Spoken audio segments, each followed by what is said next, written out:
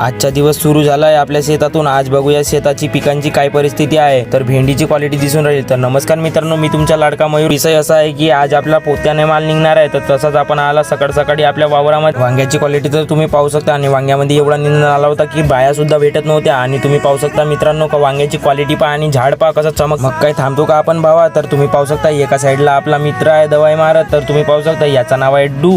दूरपर्यंत दिसणार आहे हे हिरवगार शेत आणि हे पीक नाही तर आपल्या शेतकऱ्यांच्या कष्टाचे स्वप्नाचे चित्र आहे मित्रा। तर पाहू शकता तुम्ही हिरवगार जिकडे तिकडे पाहाल तर मित्रांनो भेंडीची भेंडी जो लकीर से नाही हो सकता वो हाथों से क्या होगा। तर तसाच मोचे फाटून गेले पाहू शकता तुम्ही। तर दोडक्याची क्वालिटी पहा मित्रांनो।